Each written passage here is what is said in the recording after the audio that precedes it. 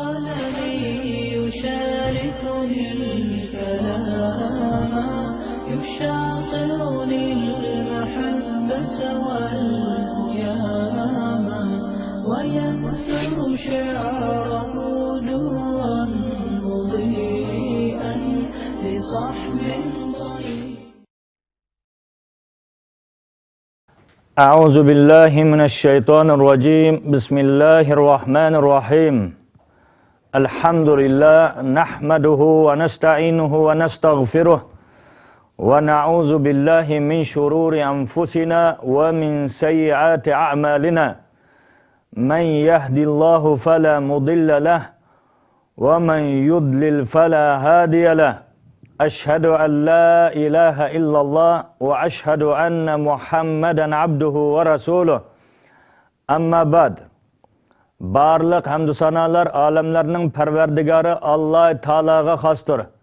Peygamberimiz Muhammed Mustafa sallallahu aleyhi ve sellemge, aile azalarga, sahabelerge ve o zatga ta kıyametkiçe güzel ahlak bilen ergeşken barliq mümin Müslüman qarindoshlarga Allah'ın salamı ve bereketi bolsun.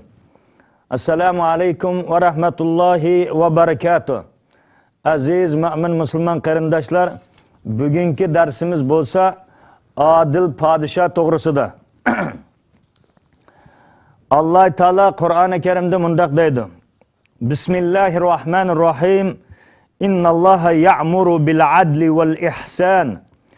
Allah hakikaten kişiler arasında adil bo'lishga, jami xalqqa yaxshilik qilishga buyurdi.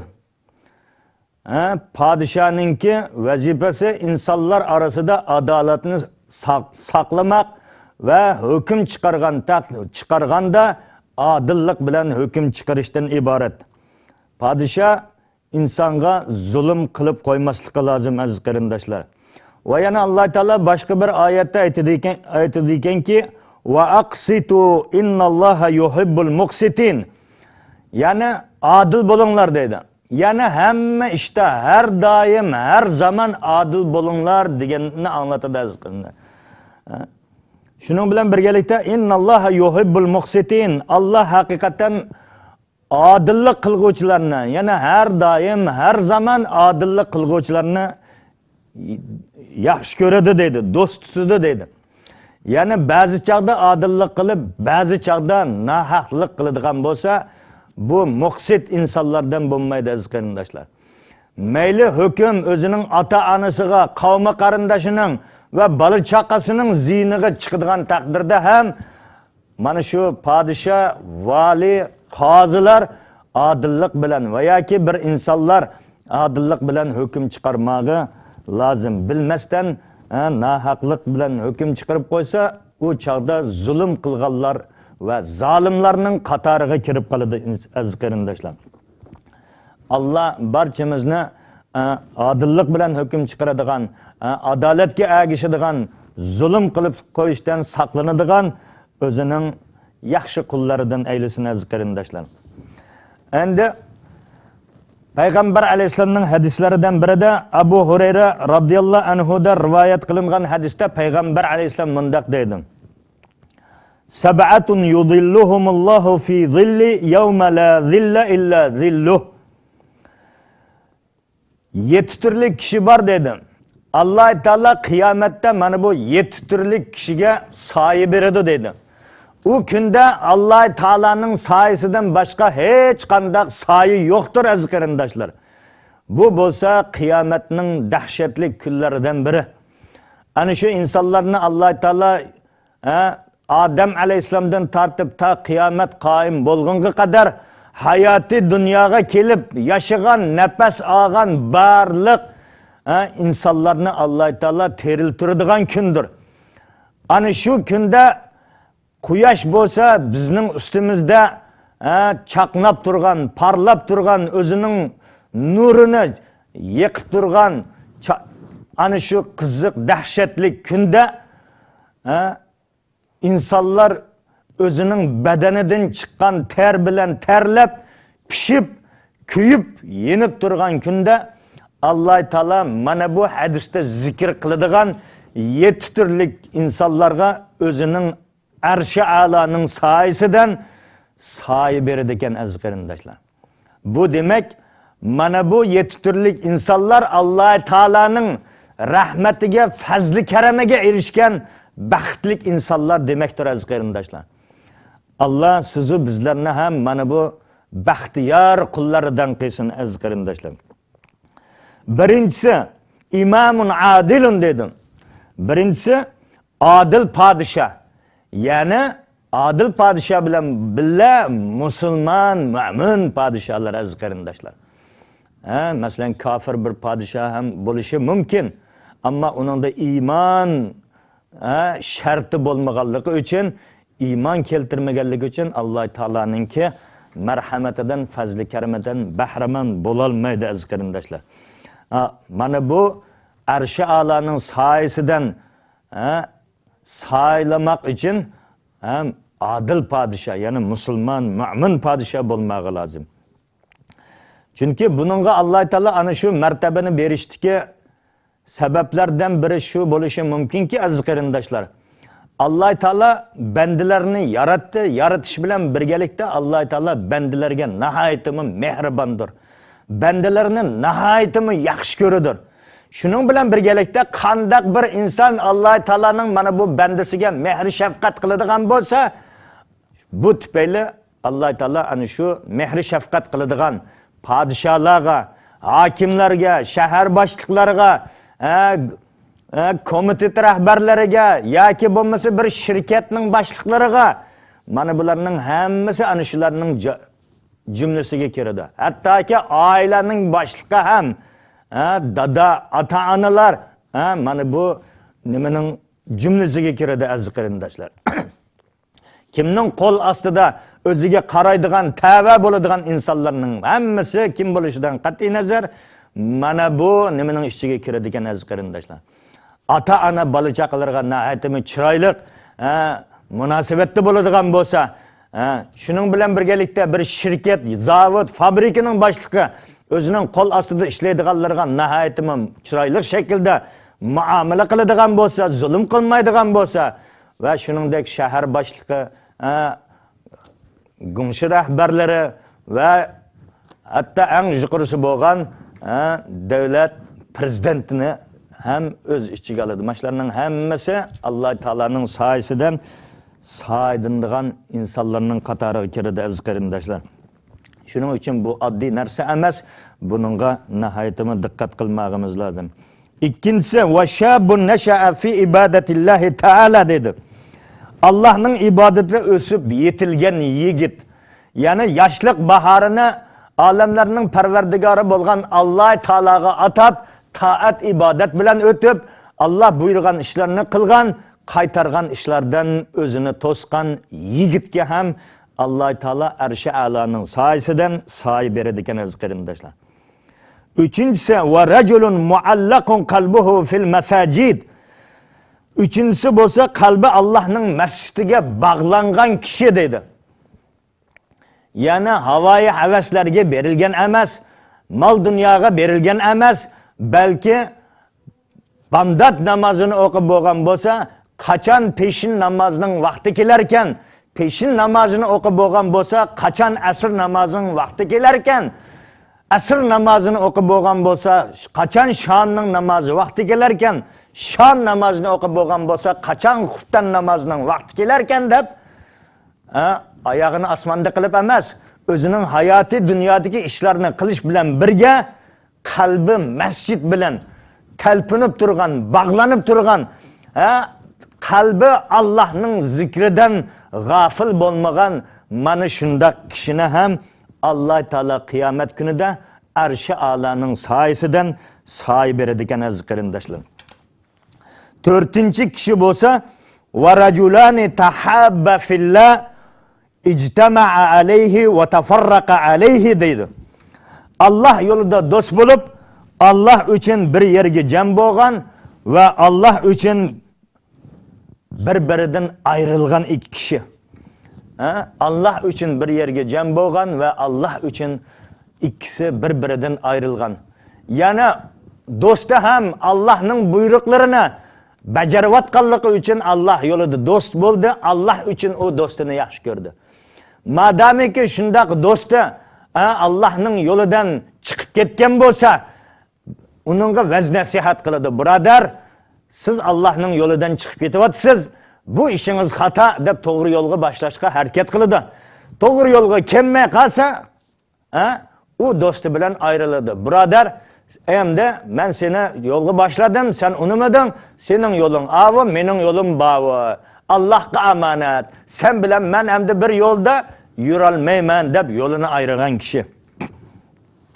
Yana qiyomatda bir inson borki, Alloh taolo u insonning hisob kitobini qilganda jannatga kirishga ozgina savobi yetmay qoladi ekan. Shuning bilan Alloh taolo sen mana shu savobingni tepib kelgan keyin jannatga kirasan deydi ekan. Shun bilan bu inson mahshargohda aylanib yuradi ekan. Aylanib yurganda hayoti dunyoda Alloh uchun sevgan, Alloh uchun yaxshi ko'rgan birodarini uchratib qoladi ekan. Birodar nima gap deganda, ey birodar, men jannatga kirishga ozgina savobim yetmay qoldi. Mana shu savob tufayli men bu mahshargohda aylanib yurayotaman deganda, hayoti dunyoda Alloh uchun yaxshi ko'rgan do'sti, birodarim, men savobimni sana atadim, sen jannatga kirgin deydi ekan. Mana shu birodarininki qilgan yaxshiligini ko'rib Alloh taolo mana bu har ikkisining gunohini afv qilib, ikkilisini jannatga kirgizadi ekan. Shuning uchun aziz qarindishim, mana bu hayoti dunyoda Alloh uchun sevgan bir birodaringiz, bir qarindishingiz bo'lsinki, qiyomat kuni ajab emas, u sizga asqetib qoladi aziz qarindoshlar. Shuning uchun dunyoda biz kimni yaxshi ko'rsak, faqat va faqat Alloh uchun yaxshi ko'ramiz. Kimni yomon ko'rsak, faqat va faqat Alloh uchun yomon ko'rishimiz lozim. Bir birodarimizning boyligi uchun, bir birodarimizning mansabi uchun, bir birodarimizning obro'yi uchun yaxshi ko'rmasligimiz lozim. Kimniki yaxshi ko'radigan bo'lsak, faqat va faqat bu birodarim Allohni yaxshi ko'radi. Bu birodarim payg'ambar alayhisolamni yaxshi ko'radi. Bu birodarim mu'min musulmonlarni yaxshi ko'radi.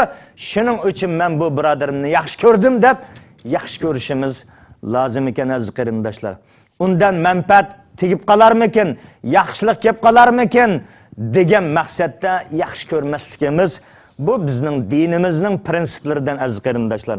Shuning uchun Alloh hammamizni Alloh uchun yaxshi ko'radigan diniy qarindoshlardan, diniy birodarlardan aylasin aziz qarindoshlar. 5-inchisi va rajulun da'athu imra'atun zatu mansibin va jamalin faqala inni akhafullah. Boy va chiroyli ayol uni o'ziga chaqirsa, men Allohdan qo'rqaman deb rad qilgan kishi. Hammamiz yaxshi bilamiz, hayoti dunyoda insonlarningki bir qismlari, balki ko'p qismlari havoyi havasni, arzu armonlarni nihoyatda yaxshi ko'radi. Shuning uchun jannatga kiradigan insonlar nihoyatda ozdir va jahannamni to'ldiradigan insonlar nihoyatda ko'pdir. Chunki ba'zi insonlar o'zining nafsiga, havoyi havasiga agishib, mana bu haq yo'ldan ezib ketadi. Bu yerda aytadi ekanki, nihoyatda chiroyli, mansablik, nasablik bir ayol bir kishini o'ziga jalb qilgan bo'lsa, chaqirgan bo'lsa, yana yomon ishlarni qilishga undagan bo'lsa, mana shu nozik daqiqalarda u ayol bilan uning orasida Allohdan boshqa hech qanday to'siq yo'q. Mana shunda xoli qolgan joylarda mana shuni chaqirganda inni akhafullah, men Allohdan qo'rqaman, men bundaq ishlarga berilmayman deb o'zini tiyib, Allohning roziligi uchun ana shu joyni tark etgan kishiga Alloh taolo qiyomat kunida o'zining arshi a'loning soyasidan soy beradi ekan aziz qarindoshlar. Xuddi Yusuf alayhisalomni ham mana shu Zulayxa o'zining huzuriga chaqirganda, Yusuf alayhisalom bilan Zulayxa onamizning orasida hech qanday to'siq yo'q edi, hech kim ko'rmas edi. Mana shu chaqda ham Yusuf alayhisalom men Allohdan qo'rqaman deb ana shu maydonni tashlab chiqib ketgan edi. Mana bu holatni aks ettiryapti aziz qarindoshlar. Bu Qur'ondagi qissalar ham sizu bizlarga ibrat uchun bayon qilingandir. Kimdir buningdan ibrat olib haq yo'lni topadi, kimdan mana shunday qissalardan ham ibrat olmasdan zavollikqa yuz tutadi. Alloh taolo barchamizni ibrat oladigan solih bandalardan qilsin aziz qarindoshlar. 6-si وَرَجُلٌ تَصَدَّقَ بِصَدَقَةٍ فَأَخْفَاهَا حَتَّى لَا تَعْلَمَ شِمَالُهُ مَا تُنْفِقُ يَمِينُهُ dedim. On qo'li nimani berganini sol qo'li bilmay qolgandek darajada maxfiy sadaqa bergan kishi. Bu ko'p hollarda mumkin bo'lmagan bir ish bo'lsa-mu, ammo sadaqa berishni nihoyatimi maxfiy oshkorlamay berishga da'vat qiladi aziz qarindoshlar. Ba'zi insonlar ozgina sadaqani berib, butun dunyoga jar soladi, men andaq qildim, men bundaq qildim deb. Sadaqani ba'zi joylarda oshkora berish bu ham joiz. Ammo shuning huddisidan u inson chiqolsa, ya'ni boshqalarni tashviq qilish, boshqalarni sadaqa berishga undash maqsadida ba'zi joylarda oshkora da'vat qilish joiz.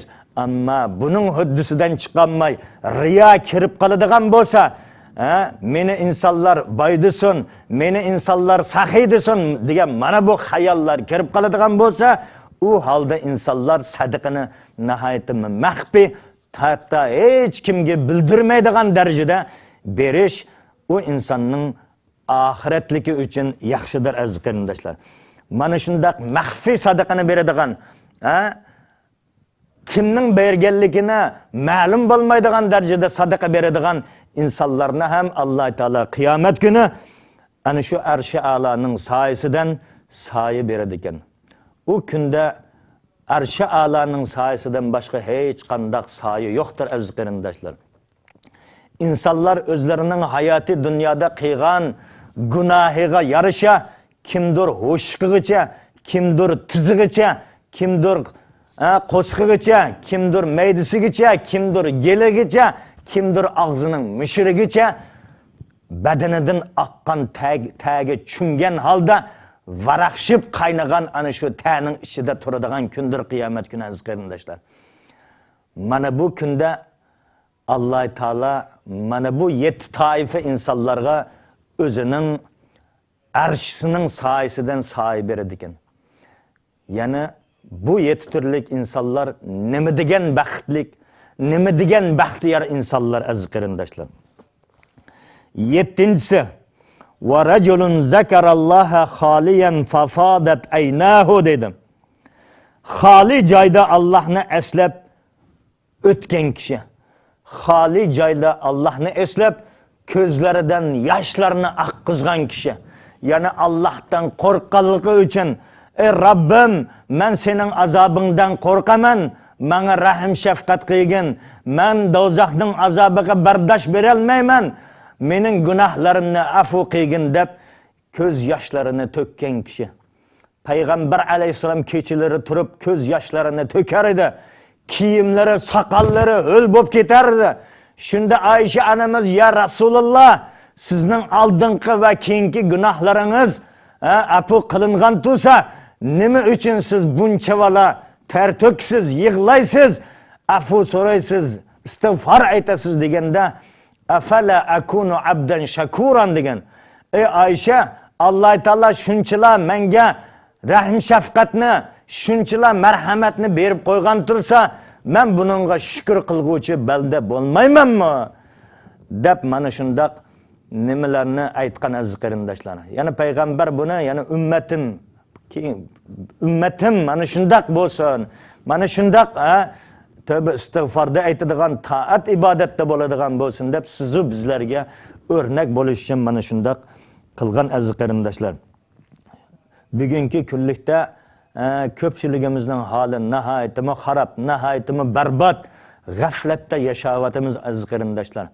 Allah barchamizni hidoyatga boshlasin, iymonda, islomda sabit qadam qilsin aziz qarindoshlar.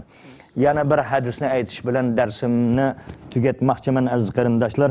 Abdullah ibn Amr ibn al-As radhiyallohu anhuma qala Rasululloh sallallohu alayhi va sallam innal muqsitina 'indallahi ala manabira min nurin alladhina ya'diluna fi hukmihim wa ahlihim wa ma wullu rawahu Muslim. Abdullah ibn Amr ibn al-As radhiyallohu anhudan rivoyat qilingan hadisda payg'ambar alayhisalom mundaq degan: haqiqiy adillik qilguvchilar Allohning dargohida nurdun bo'lgan munbarlarning ustida o'ltirdi deydi. Hayoti dunyoda haqiqiy adillik qilguvchi insonlar qiyomat kunida nurdan yasalgan munbarlarda o'ltirdi deydi. Mana bularning ana boshqa insonlar perişan holatda turug'liq mana bu munbarda o'ltirgan insonlarni ko'rib havas qiladi. Bular qandaq insonlarda ajaba deb merak etadi aziz qarindoshlar. Hayron qoladi ekan, ajaba bular kimlardir bular deb. U insonlar ular shundoq kishilarki o'z hukmlarini o'z ahli va o'z egi bo'lgan narsalarda adil bo'lgan kishilardir dedi.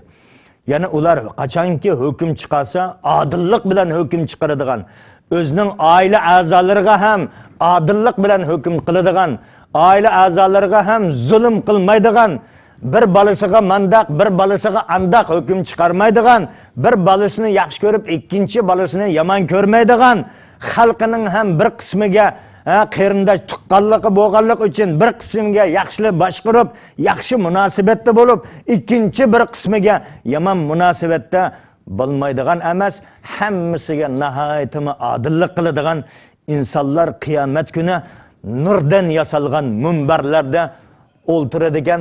Mana buni ko'rgan insonlar nihoyatda hayratda qoladigan. Bular kimlar deganda, hayoti dunyoda adillik bilan ish qilgan, adillik bilan hukm surgan, zulm qilib qo'ymagan, nohaqsizlik qilib qo'ymagan insonlar ekan aziz qarindoshlar. İslamninki asosiy nimalardan biri adillik. Mana bu dunyoda adillik bo'lmaganligi uchun insonlar, kuchli insonlar ojiz insonlarga zulm qilyapti aziz qarindoshlar. Kunligi qancha minglagan insonlar nahaq o'lib ketyapti. Bu insonlar o'zining haqqi, huquqini talab qilolmayapti. Haqqi o'zini qo'g'dashga ega bo'lolmayapti. Zalimlar zulm qilyapti, mazlumlar nahaq o'lib ketyapti. Qiyomat mana shuning uchun barpo qilingandir aziz qarindoshlar. فَمَنْ يَعْمَلْ مِثْقَالَ ذَرَّةٍ خَيْرًا يَرَهُ وَمَنْ يَعْمَلْ مِثْقَالَ ذَرَّةٍ شَرًّا يَرَهُ. Kimki zarra misqolchilik yaxshilik qiladi ekan, u qilgan yaxshiligining mukofotini oladi. Kimki zarra misqolchilik yomonlik qiladi ekan, gunoh qiladi ekan, qilgan yomonligining va gunohining jazosini oladi aziz qarindoshlar. O'ylamaylikki zolim zulmi bilan yashab ketadi. Asla hargizmi yashamaydi. U qilgan zulmining albatta jazosini ko'radi. Kiramen katibina ya'lamuna ma taf'alun. Ana shu kiramen katiblar kimning nima qilayotganligini mana shu insonning namai amali daftariga yezib bormoqda aziz qarindoshlar. Shuning uchun Alloh taolo barchamizni adillik qiladigan, adolat tarafda turadigan, adillar bilan birga bo'ladigan, zulmga qarshi chiqadigan, zolimlarni hargizmi himoya qilmaydigan salih, mo'min, muttaqi bandalaridan qilishni Alloh taoladan tilab qolamiz. Alloh taolo barchamizni iymonda, islomda, hidoyatda sabit qilsin. Yaxshilikqa boshlaydigan, yomonlikdan qaytaradigan bandalarning qatoridan qilsin. Vassalomu alaykum va rahmatullohi va barakatuh.